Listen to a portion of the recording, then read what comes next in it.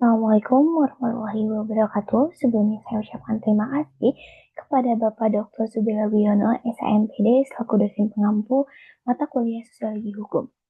Sebelumnya, izin memperkenalkan diri, nama saya Nahibah Nada Hanifah dengan NPM 2310047 dari kelas C.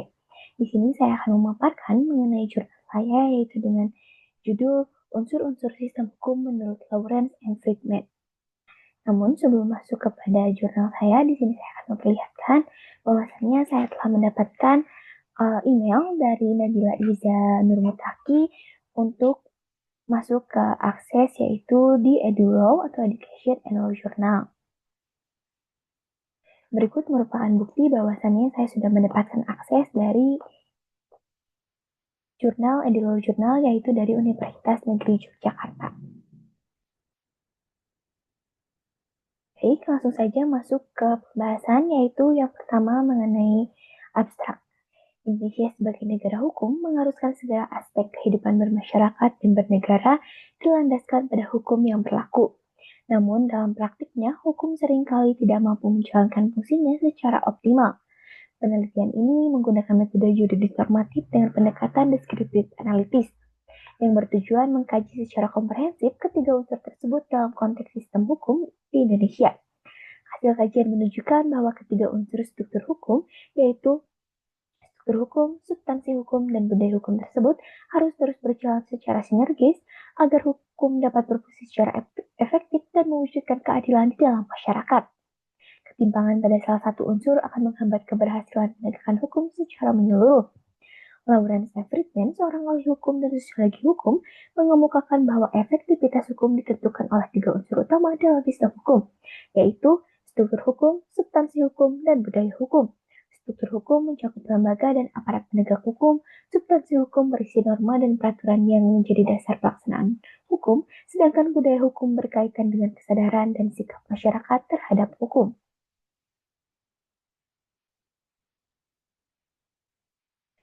Baik, selanjutnya yaitu mengenai pendahuluan.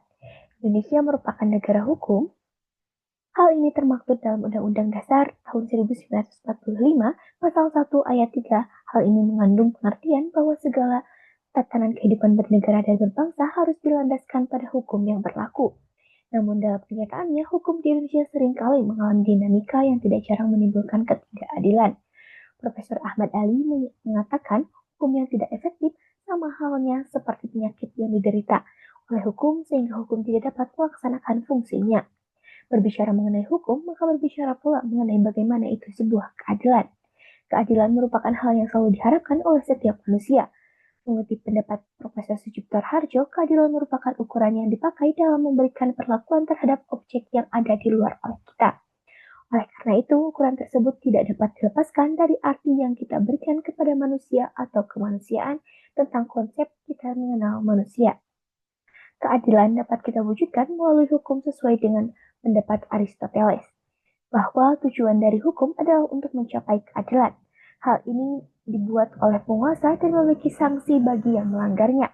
Keadilan hukum adalah untuk menciptakan keteraturan di masyarakat dengan cara melindungi hak-hak setiap warga negara. Terdapat banyak cara untuk melindungi hukum atau sistem hukum, salah satunya dengan membahasnya sebagai law, yaitu sebuah aturan atau norma-norma tertulis atau tidak tertulis yang berkenaan dengan perilaku benar dan salah, hak dan kewajiban. Lawrence F. Friedman adalah seorang sejarawan dan juga seorang profesor hukum yang berasal dari Amerika. Lawrence F. Friedman mengemukakan pendapat bahwa efektif dan berhasil tidaknya suatu penegak hukum terletak pada tiga unsur sistem hukum. Sistem hukum merupakan keseluruhan aspek dan elemen yang tersusun sebagai suatu kesatuan terpadu tentang hukum. Teori sistem hukum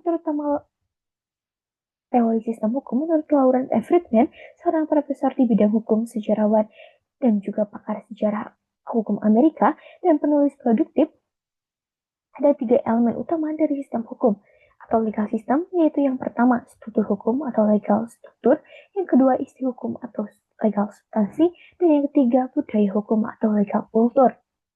Berdasarkan uraian tersebut, penulis bermaksud untuk mengkaji mengenai unsur-unsur sistem hukum menurut Lawrence F. Friedman. Baik, selanjutnya yaitu metode penelitian. Spesifikasi penelitian yang digunakan dalam tulisan ini adalah descriptive analysis. Descriptive analysis menurut Surjono Sukanto dimaksud untuk memberikan data seteliti mungkin tentang manusia, keadaan atau gejala-gejala tertentu. Hal ini bertujuan untuk mempertegas hipotesa agar dapat memperluas teori-teori lama atau di dalam kerangka menyusun teori-teori baru. Spesifikasi ini pun dirasa tepat untuk digunakan karena para peneliti menunjukkan hakikat hubungan antara para peneliti dengan objek penelitiannya. Metode pendekatan yang digunakan dalam penelitian ini yaitu pendekatan yuridis normatif. Dilakukan dengan cara melakukan penelitian dari bahan kepustakaan atau data-data yang bersifat sekunder sebagai suatu dasar untuk dilakukannya penelitian dengan cara mengadakan suatu penelusuran terhadap peraturan perundang-undangan dan literatur yang memiliki kaitannya dengan proses penelitian. Selanjutnya itu hasil dan pembahasan. Untuk hasil dan pembahasan, dalam unsur-unsur hukum yang diusulkan oleh Lauren F. Friedman terdiri atas struktur hukum, substansi hukum, dan budaya hukum. Yang pertama yaitu mengenai struktur hukum atau legal struktur. Teori Lauren F. Friedman, hal ini disebutkan sebagai sistem struktural yang menentukan bisa atau tidaknya hukum itu dilaksanakan dengan baik. Struktur hukum berdasarkan Undang-Undang Nomor 8 Tahun 1981 meliputi mulai dari kepolisian, kejaksaan, pengadilan, dan badan pelaksanaan pidana atau lapas. Kewenangan lembaga penegakan hukum dijamin oleh undang-undang sehingga dalam melaksanakan tugas dan tanggung jawabnya terlepas dari pengaruh kekuasaan pemerintah dan pengaruh-pengaruh lain.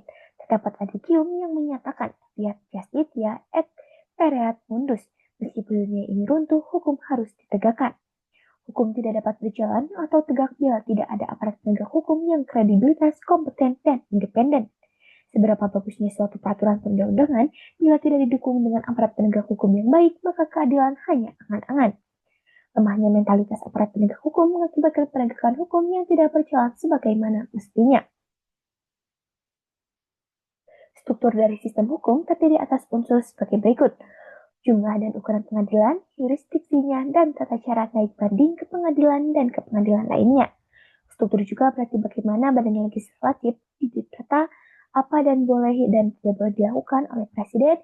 Prosedur struktur atau legal struktur terdiri dari lembaga hukum yang ada dimaksud untuk menjalankan perangkat hukum yang ada. Struktur adalah pola yang menunjukkan tentang bagaimana hukum dijalankan menurut ketentuan formalnya. Struktur ini menunjukkan bagaimana pengadilan, pembuat hukum, dan badan serta proses hukum itu berjalan atau dijalankan. Struktur hukum merupakan seluruh penataan hukum yang terdiri atas aparat perumusan hukum, aparat pelaksanaan hukum, dan aparat penegakan hukum. Struktur hukum memiliki fungsi yaitu berkenaan dengan A. Pembuatan hukum, B. Pembudayaan dan penyebarluasan hukum, C. Penegakan hukum, dan D. Administrasi hukum. Walaupun suatu peraturan perundang-undangan telah disusun oleh lembaga yang berwenang, namun apabila dari penataan hukum tidak terjamin dan tidak menjalankan sesuai yang disebutkan di atas, maka perundang-undangan hanya akan menjadi angan-angan belaka. Maka struktur hukum di sini bergerak dan berperan dalam pembuatan, penyebarluasan, penegakan hukum, dan juga sebagai administrasi hukum terhadap subjek hukum. Selanjutnya yaitu mengenai substansi hukum. Teori Lawrence F. Friedman dalam hal ini disebutkan sebagai hal substansial yang menentukan bisa tidaknya hukum itu dilaksanakan.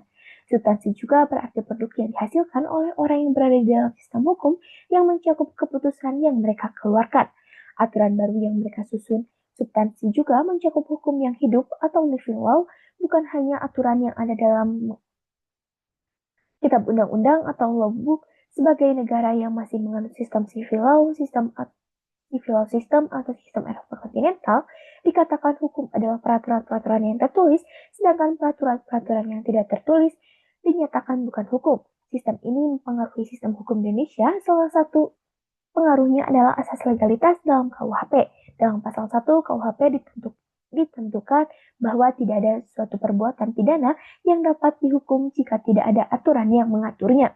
Sehingga bisa atau tidaknya suatu perbuatan dikarenakan sanksi hukum apabila perbuatan tersebut telah mendapatkan pengaturan dalam peraturan perundang-undangan. Aspek lain dari sistem hukum adalah substansinya. Yang dimaksud dengan substansinya adalah aturan, norma, dan pola perilaku nyata manusia yang berada dalam sistem itu. Substansi adalah apa yang kita kerjakan dan dihasilkan oleh legislator yang berupa putusan dan ketetapan peraturan perundang-undangan dan juga mencakup peraturan di luar kitab undang-undang. Adanya keterlibatan masyarakat dalam pembentukan suatu undang-undang akan memberikan dampak terhadap efektivitas pemberlakuan dari undang-undang tersebut. Substansi hukum merupakan seluruh peraturan atau produk hukum yang dibentuk dan dihasilkan oleh struktur hukum itu sendiri, yaitu dapat berupa produk hukum secara tertulis maupun tidak tertulis, dengan ketentuan hukum yang mengikat dan menjadikan pedoman bagi aparat penegak hukum. Lanjut, yaitu yang poin ketiga, yaitu budaya hukum. Kultur hukum menurut Lawrence F. Friedman adalah suatu sikap manusia terhadap hukum dan sistem hukum, kepercayaan, nilai, pemikiran, serta harapannya. Kultur hukum adalah suasana pemikiran sosial dan kekuatan sosial yang menentukan bagaimana hukum digunakan, dihindari, atau disalahgunakan. Budaya hukum erat kaitannya dengan budaya masyarakat. Semakin tinggi kesadaran hukum masyarakat, maka akan tercipta budaya hukum yang baik dan dapat merubah pada pikir masyarakat mengenai hukum selama ini. Secara sederhana, tingkat kepatuhan masyarakat terhadap hukum merupakan salah satu indikator berfungsinya suatu hukum. Hukum sebagai alat untuk mengubah masyarakat atau rekayasa sosial tidak lain hanya merupakan ide-ide yang ingin diwujudkan oleh hukum itu. Hukum menjamin tercapainya fungsi hukum sebagai rekayasa masyarakat ke arah yang lebih baik. Maka bukan hanya dibutuhkan ketersediaan hukum dalam arti perwujudan kaidah hukum tersebut ke dalam praktek hukum, atau dengan kata lain jaminan akan adanya penegakan hukum yang baik. Teori sistem hukum dari Lawrence M. Friedman menyatakan bahwa adanya unsur sistem hukum terdiri atas struktur hukum, substansi hukum, dan budaya hukum, memiliki suatu tujuan, yaitu agar hukum dapat berjalan secara efektif dan berhasil. Ketiga unsur tersebut harus menjalankan fungsinya masing-masing. Dengan fungsi yang telah dijalankan masing-masing, maka akan mencapai tujuan yang diharapkan. Tujuan tersebut selaras dengan tujuan penyebaran hukum yang termaktub dalam penjelasan pasal 88 Undang-Undang Nomor 12 Tahun 2011 tentang pelaksanaan peraturan perundang-undangan, bahwa penyebar luasan peraturan perundang-undangan yang telah diundangkan bertujuan untuk agar masyarakat dapat memberikan masukan atau tanggapan terhadap peraturan perundang-undangan atau dapat memahami peraturan perundang-undangan yang telah diundangkan tersebut. Tiga unsur dikemukakan oleh Friedman tersebut ditentukan oleh suatu negara. Menurut Plato, semakin merosotnya keadaan suatu negara, baik dalam wujud oligarki maupun tirani, maka tidak mungkin adanya partisipasi semua orang dalam keadilan. Dengan adanya ketiga unsur yang dikemukakan oleh Lawrence F. Friedman tersebut, maka dapat menjadi pedoman sebuah negara bagaimana seharusnya hukum dijalankan, dari sisi apa sajakah hukum perlu untuk diperbaiki. Apabila ketiga unsur tersebut terus mengalami perubahan yang semakin baik, maka hukum dapat bekerja dengan baik pula dan dapat mencapai tujuan utamanya, yaitu keadilan. Senada atau sependapat dengan M. Friedman, Sejepara Harjo menyebutkan bahwa berbicara soal hukum pada dasarnya tidak dapat dipisahkan dari asas-asas paradigma hukum yang terdiri atas fundamental hukum dan sistem hukum. Beberapa fundamental hukum diantaranya legislasi, penegakan, dan peradilan, sedangkan sistem hukum meliputi substansi, struktur, dan kultur hukum. Semuanya itu sangat berpengaruh terhadap efektivitas kinerja sebuah hukum. Dari beberapa definisi tersebut dapat kita artikan bahwa berfungsinya suatu hukum merupakan pertanda bahwa hukum tersebut telah mencapai tujuan hukum, yaitu berusaha untuk mempertahankan dan melindungi masyarakat dari pergaulan hidup. Tingkat efektivitas hukum juga ditentukan oleh beberapa tingkat kepatuhan warga masyarakat terhadap aturan hukum yang telah dibuat. Menurut Ahmad Ali, jika suatu aturan hukum dapat ditaati oleh sebagian besar target yang menjadi sasaran ketaatannya, maka dapat diartikan bahwa aturan hukum tersebut efektif. Namun demikian, meskipun sebuah aturan yang ditaati dapat dikatakan efektif, derajat keefektifitannya masih bergantung pada kepentingan dari mentaatinya. Jika ketaatan masyarakat terhadap suatu aturan hukum karena kepentingan yang bersifat takut sanksi, maka derajat ketaatannya dinilai sangat rendah. Berbeda dengan ketika ketaatan berdasarkan kepentingan yang bersifat internalization, yakni ketaatan karena aturan hukum tersebut benar-benar cocok dengan nilai intristik yang dianutnya, maka derajat ketaatan inilah yang merupakan derajat ketaatan tertinggi. Baik, selanjutnya mengenai kesimpulan. Kerangka pemikiran Lawrence and Friedman, sistem hukum yang efektif dan berhasil ditentukan oleh keterpaduan dan pelaksanaan tiga unsur utama, yaitu struktur hukum, substansi hukum, dan budaya hukum.